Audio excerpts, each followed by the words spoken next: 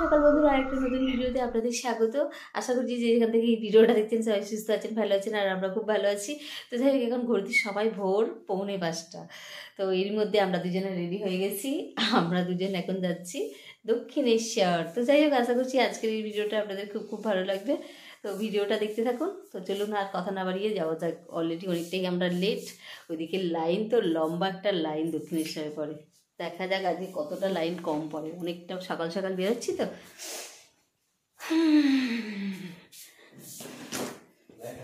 হ্যাঁ হ্যাঁ, চলো। তো আমরা বাসের মধ্যে বসে পড়েছি, আর এখান থেকে দক্ষিণেশ্বর পৌঁছাতে সময় লেগেছিল ঘন্টা দেড়েকের মতো।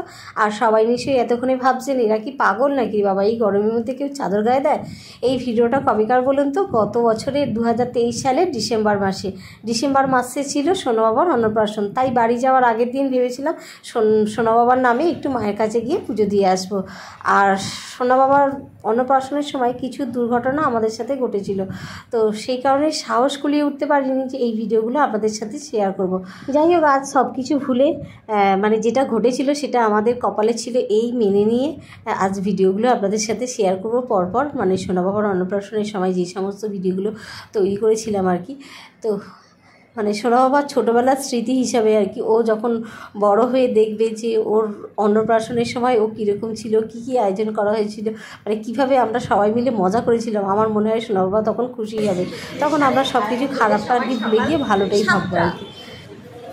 বেরিয়েছিলাম 4:45 বাড়ি থেকে। এবারে দক্ষিণেশ্বর এসে কিন্তু মজাই পেয়েছিলাম।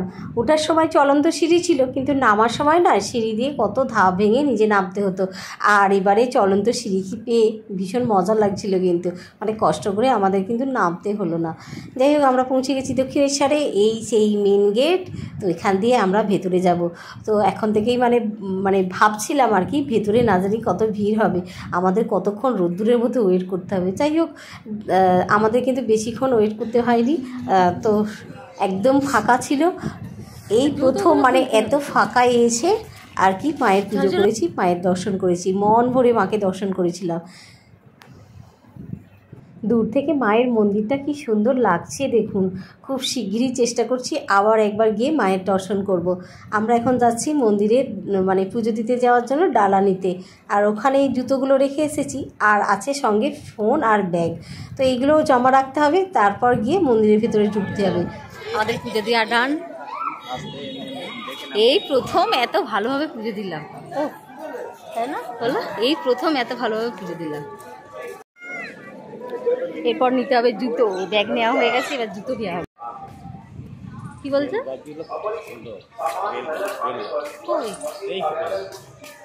ও বাবা, এই তো বিশাল বড় বেল গাছ। হ্যাঁ, এই তো পুজো দেওয়া হয়ে গেছে। আমরা এখন যাচ্ছি গঙ্গার ঘাটের দিকে, মানে মায়ের যে গঙ্গার ঘাট আছে সেই ওই ঘাটটার কাছে। আর করোনার পর থেকে কি হয়েছে জানি না, এখনও পর্যন্ত গঙ্গার পাড়গুলো যা বন্ধ করেছে এখনও পর্যন্ত কিন্তু খোলেনি। আগে নয়, যখন এই দক্ষিণেশ্বর আসতাম ওই গঙ্গার পাড়ে বসে অনেকটা সময় কাটাতাম। বাড়ির থেকে টিফিন বানিয়ে নিয়ে আসতাম, তা কাজেই অসুবিধা হতো না, ওখানে বসে বসে খেতাম আর অনেকটা সময় কাটাতাম। আর এই যে মন্দিরগুলো দেখছেন, শিব মন্দিরগুলো, এই প্রতিটা শিব মন্দিরে কিন্তু আমরা উঠে বাবা ভোলেনাথকে দর্শন করেছি। ওইদিকে এই ছটাতে উঠি, নিচেটা দেখবেন।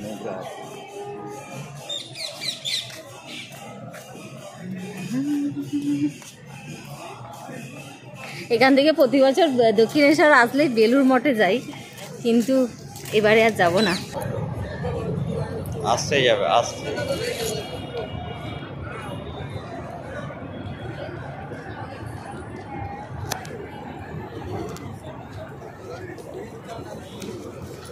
স্লিপ হয় না জানো, দেখো।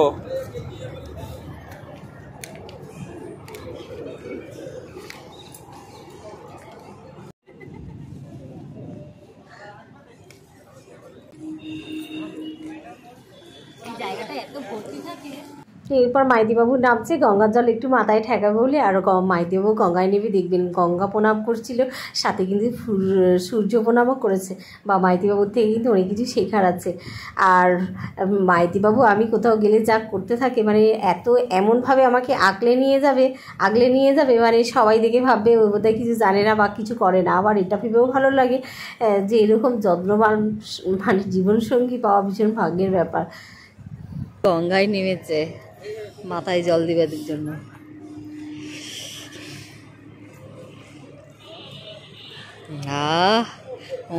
গঙ্গে গঙ্গে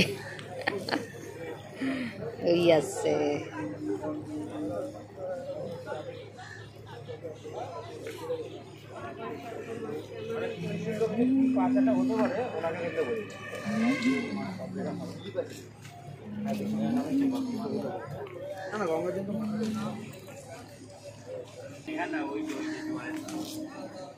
হ্যাঁ হ্যাঁ, আজকে মানে এখন জোয়ার নেই আর কি, ভাটা চলছে এখন।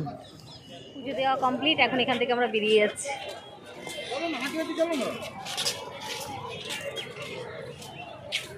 এই প্রথম এত তাড়াতাড়ি পুজো দিয়ে গেলাম, ভালো, খুব ভালোভাবে পুজো দিতে পেরেছি।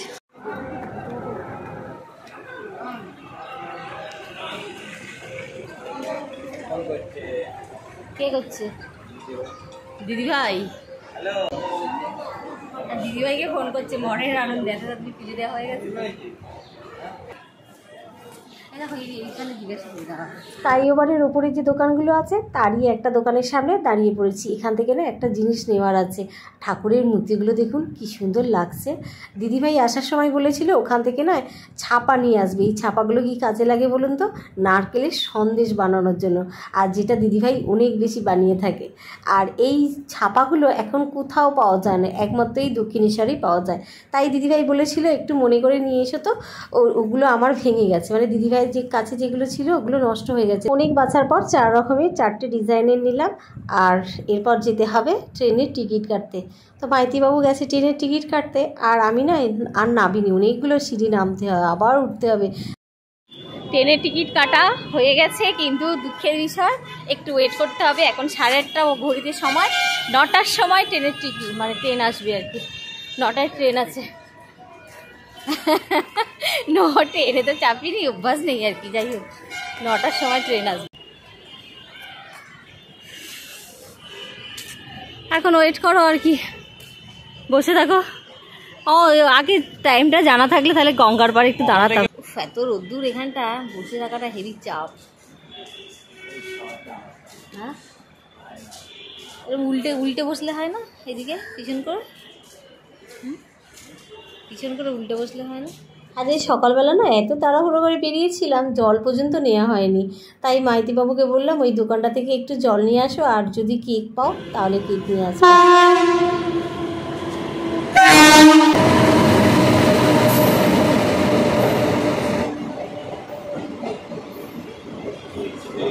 এক্সপ্রেস, তাহলে এক্সপ্রেস আছে, কোনো সিগন্যাল নেই। সিগন্যাল হয়তো সিগন্যাল এইদিকে হবে। আমি সেই ব্রিজে ট্রেনটা থেকে আমার ওই দিক থেকে আস।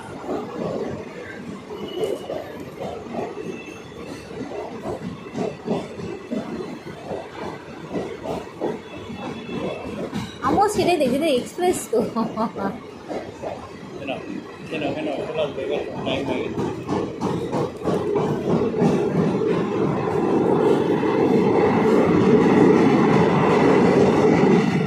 আসানসোল দুর্গাপুরের লাইনে এক্সপ্রেসটাই লোকাল হয়ে চলছে, লোকাল হয়ে উঠছে। কিন্তু আবার এতে উঠলে আবার এ করে ফাইন করে।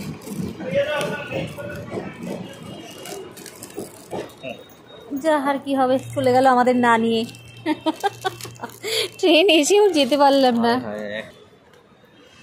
খাও শুকনো কেকই খাও। ও, এর আগে আমি যে এসেছিলাম এখানে কচুরি খাওয়ার যা মানে এক্সপিরিয়েন্স, বাবা একদম ভুল করবে না। ওইসব খাবার একদম ভুল খাবে না। এর থেকে কেক খাওয়া অনেক ভালো। উপোস করে যাবে তাও ভালো। আমার মাইতিবাবুরও পছন্দ হয়নি, মাইতিবাবুরও পছন্দ হয়নি, আর আমারও পছন্দ হয়নি। ওর থেকে আমাদের জন্য কেকটাই বেটার।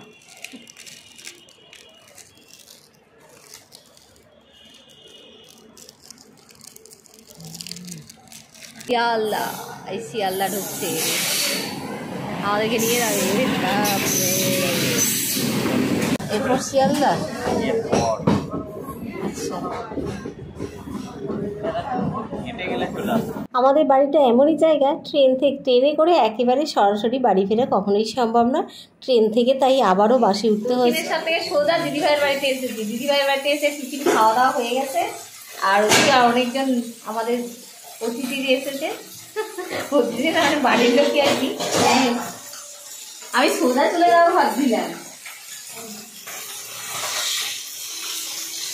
এখানে এখন দিদিভাই জোগাড় করে দিচ্ছে, আমি রান্না করতে শুরু করে দিচ্ছি। আমার আসার ঠিক একটু আগেই দাদাভাই এসেছেন, আর মেরুন কালারের শার্ট পরে আছেন যিনি, উনি হচ্ছেন আমাদের কাকা শ্বশুর, মানে আমার কাকা শ্বশুর। আর অনেকদিন পর কাকা ভাইবোর একসাথে দেখা হয়েছে, তো বাবা কি গল্প হচ্ছে দুজনের। এখানে এখন শ্বশুর মশাই আর বৌমা দুজনে মিলে রান্না চলছে। ও শ্বশুর তো নেড়েই যাচ্ছে শুধু নেড়েই যাচ্ছে। বাবা ওই দিনই এত সুন্দর রান্না হয়, আমরা তো এতক্ষণ নাড়ি না, এত দেখো আমরা এত নাড়ি না, তো আমরা একটু নেড়ে একটু হাতের বিশ্রাম নেই, টাকাও নেই কন্টিনিউ নেড়েই যাচ্ছে। বাবা কোনদিকে তাকাচ্ছে না, কি রান্নার টেস্ট কমে যাবে না? হ্যাঁ, তারপর রান্নার টেস্ট কমে যাবে, বলুন না একটু টিপস দিন না, তবে তো আপনার মতো রান্না করতে পারবো। তোমরা এতদিন ধরে রান্না করো, হ্যাঁ কি জিনিস দিলে কড়া টেনে নেয়? কড়া টেনে নেয়? কড়া টেনে নেয় কি জিনিসে? আমি তো জানি না বাবা, কি বুঝতে যাচ্ছি না। কড়া যে ধরে যায় কিসের জন্য? কিসের জন্য? মানে কড়াটা ঠিকঠাক গরম যদি না হয় তাহলে না যে কোনো রান্না হলুদ আর আদা যেভাবে কড়ার দিকে টানে। তো সব কিছু রান্না হয়ে গেছে, আর এখন দিদিভাই বসেছে সবাইকে খাবার দেওয়ার জন্য। তো সবাই মিলে একসাথে খাওয়া দাওয়া করে নিয়েছি, আর এরপর আবারও কিন্তু বেরিয়ে পড়েছি। আমি দেখুন সে পর্যন্ত ড্রেসটা পর্যন্ত ছাড়িনি, তাই দিদিভাইকে বললাম আর দেরি করব না, খাওয়া দাওয়া করেই তারপর বেরিয়ে যাব। আর বিকালে বলেছি দাদাভাই কাকাও ওনারা আর কি আমাদের বাড়িতে আসবে। তো যাই হোক, আজকে তবে ভিডিওটা এখানেই রাখছি। এর পরবর্তী ভিডিওতে সোনা বাবার অন্নপ্রাশনের ভিডিওগুলো আসবে। তো ভিডিওটা যদি ভালো লেগে থাকে, like comment share and subscribe. তো আজকের মতো রাখছি, দেখা হচ্ছে কাল, সবাইকে টাটা।